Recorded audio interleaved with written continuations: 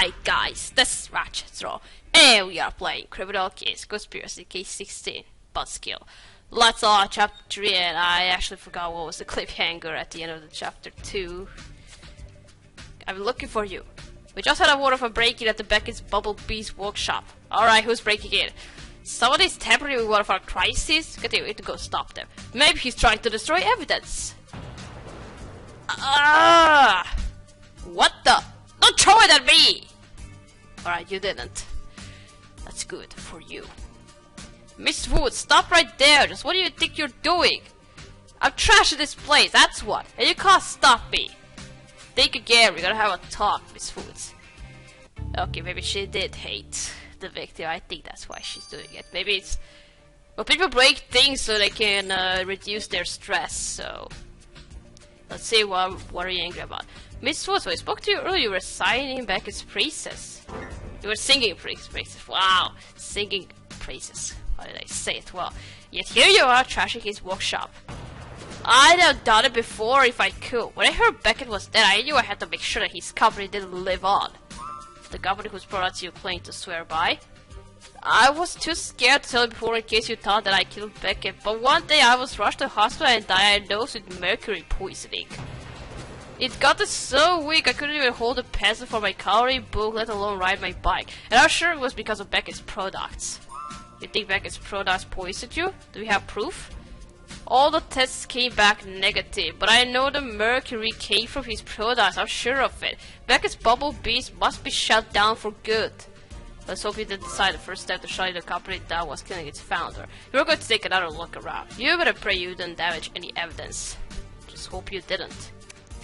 Oh, number one suspect. I think we're gonna go deeper now about who had a motive to kill Beckett. Was it personal, or was it something to do with his company and job? With his products?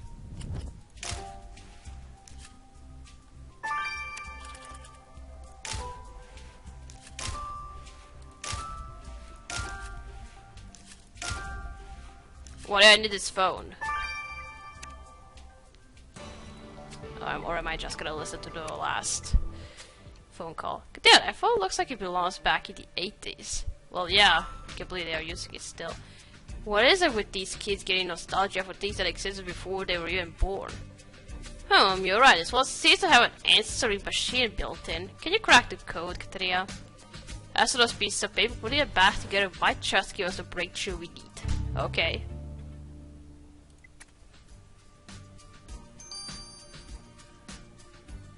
Alright, let's restore this torn booklet.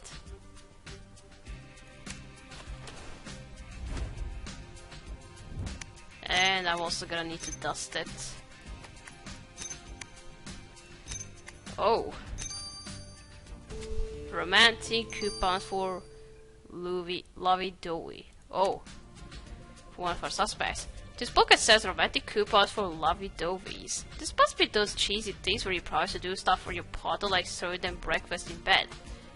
It was Beckett who gifted them to someone. If Beckett was in a relationship, this is the first we heard of it, Katrina. You better recover the other name, quick. Oh, what, that wasn't the other name? Alright. Thought it was one of our suspects. Wow, what is wrong with me? I guess I didn't start this video well. Alright, let's unlock this answering machine. Well, the answering machine inside the old telephone.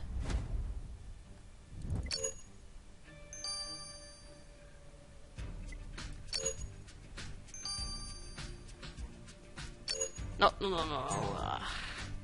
It's 7 and 2. Okay, can I listen in? Darn, I got all the messages of this answering machine have been deleted. Oh, damn it. Good point. Kenny might be able to recover deleted messages. Let's get the answering machine to her at once. How's she gonna do it? Well, she's going to do it because she's a genius. Alright, 9 hours. Okay, now there's faded coupons.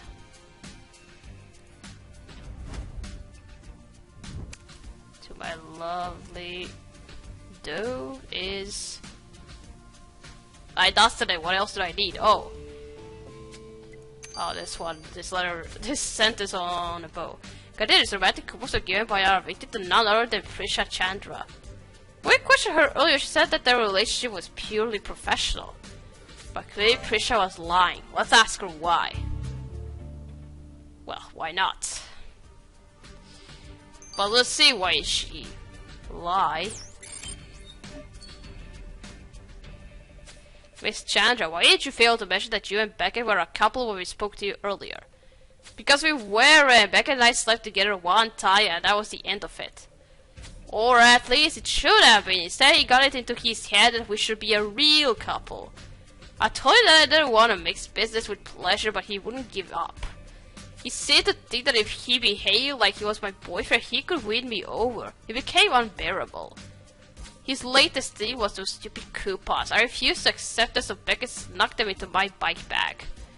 Beckett just didn't understand that I'm not the type to be tied down such Katria. I'm a free spirit. Well, let's just hope that your desire to be free of Beckett's affections didn't lead you to kill him, Miss Chandra. She's number one suspect too. Let's check out this answering machine. Let's see what's on it. Hello again, Katria. I'm back from the doctors. You have to excuse baby Sammy. He's a little grumpy after getting his shots. Oh.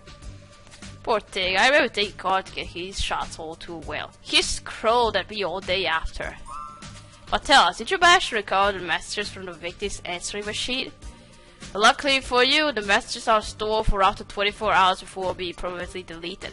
I managed to recover 31 messages in total, all from one Theo Zane. He was begging the victim not to sue him.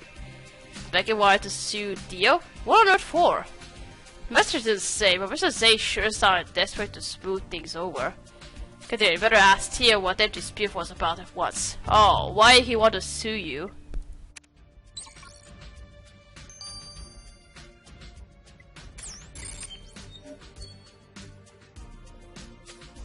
I'm afraid this is a good time. I'm just about to take my bike to the repair shop.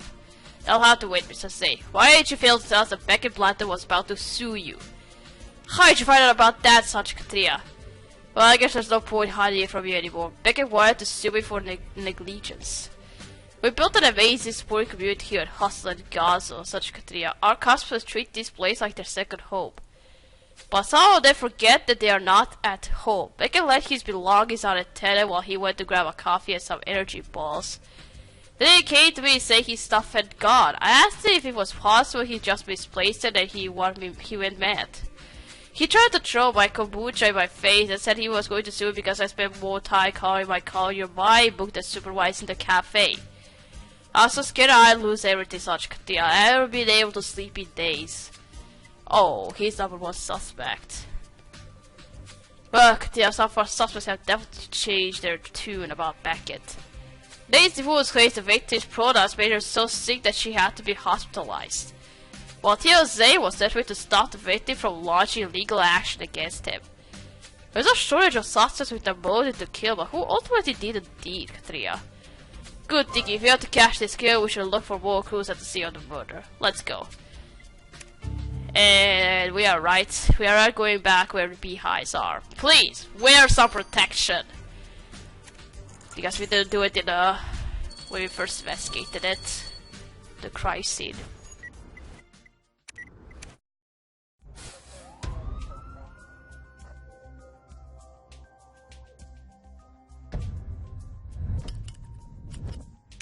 Oh god, honeycomb. Good thing there aren't any bees on it.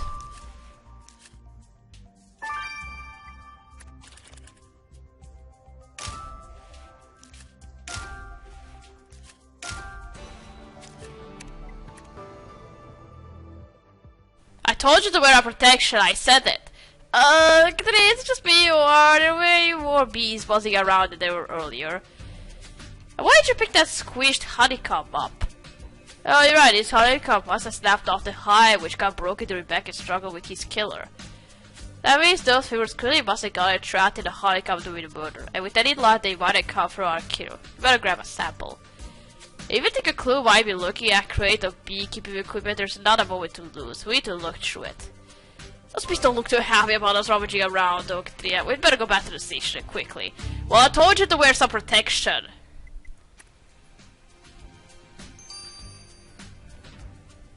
Alright, let's search through this equipment.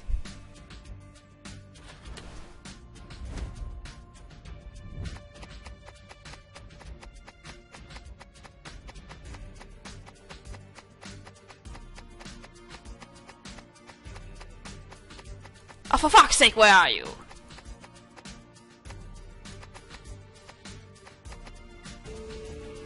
Ah, it's kombucha. Balloon kombucha.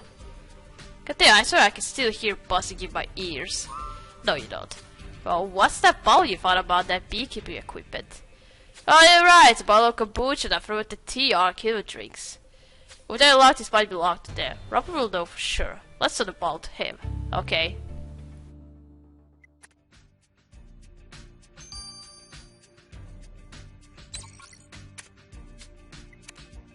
Alright, now this honeycomb.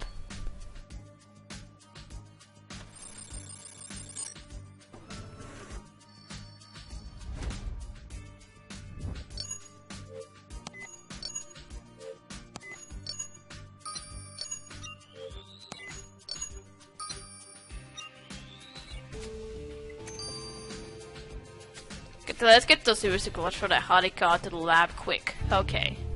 Let's first check out the bottle of kombucha. Yes, Your Majesty, I understand the task you have bestowed upon me. But did you have time to analyze? Rupert. For Queen and country, I should go forthwith. Rupert! Oh, Katria, I didn't see you there. Rupert, we're up against the clock here. Don't tell me you'll be playing with your VR headset instead of looking at that bottle Katria sent you. Of course not, I'm not I'm nothing if not professional, Katria. Which is why I can tell you that there were traces of bike chain oil on the kombucha bottle. The same type which I found on a bee brush used to attack your victim. That means there's no doubt about it, Katria. This bottle of kombucha belongs to our killer. Precisely, but that's not all, you see. Mixed in with the oil I found something else. Traces of lens cleaner. Your killer must wear glasses. So if you're sporting glasses, eh? It'll make a spectacle of themselves once they are in front of the judge, Katria. Heh, okay. Nice one. My apologies, guys. My voice is a bit weird because I caught a cold. So, and I apologize if I sneeze again on this last part of the video. I mean, whatever you got for us of those famous Katria cleared from the honeycomb, did they belong to our killer? They most certainly did, Katria. Though I gotta say, they took a little more analysis than usual. You see, the dye used to call the figures wasn't your typical industrial strength clothes dye. It's the kind used to dye clothes at home. What's more, the pattern on the figures doesn't seem to follow any known motive. But then I realized, if you put the unusual pattern and use of home dye together, it can only be one take. Your killer has to be wearing tie-dye clothes. So Kiro is wearing a tie-dye print. They'll be swapping it for an orange jumpsuit soon enough, Katria. It's actually a nice color. Katria, this is it. You finally cleared enough evidence to arrest Beckett Blanton's killer. Let's do this. Let's do this. Let's see who's going to be the killer here.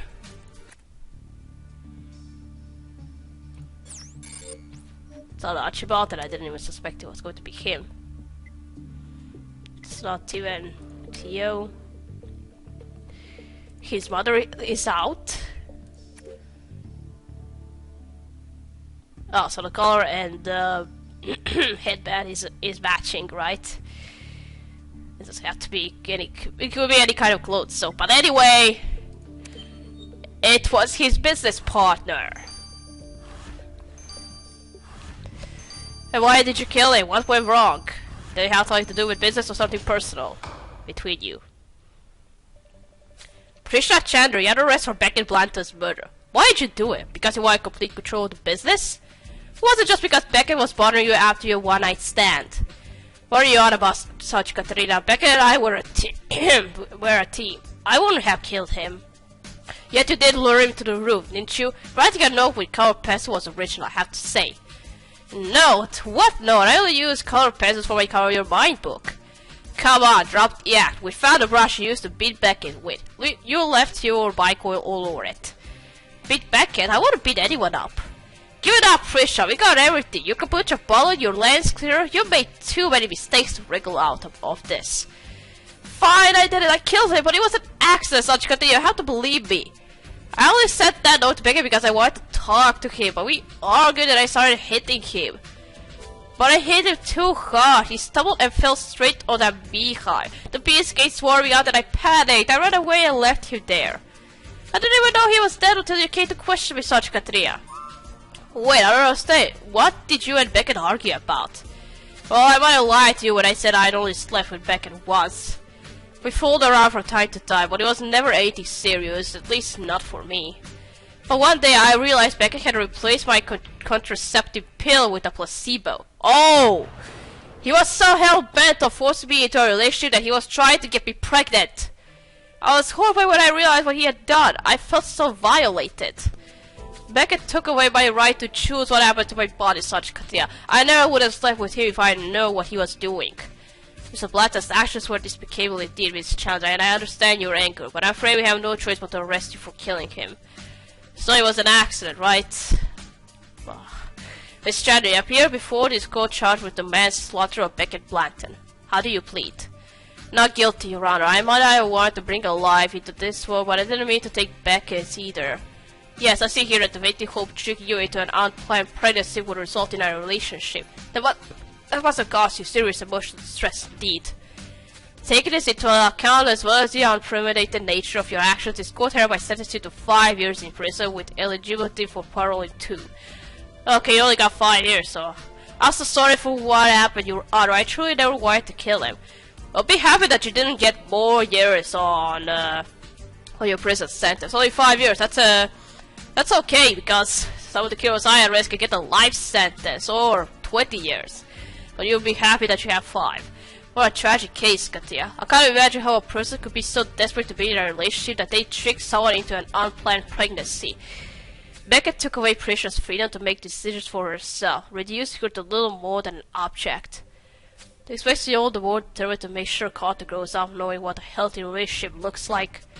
Katrina, sorry to interrupt, but there's an Archville Ashford here. He says he needs to speak to you urgently. Well, we'll see about it. We'll see then what else are we supposed to expect from the additional investigation from Is This Just Fantasy? Alright, we're gonna start. Here we're gonna continue playing Is This Just Fantasy number 4. So, thank you for watching. Don't forget to like this video, and I'll see you again. Goodbye!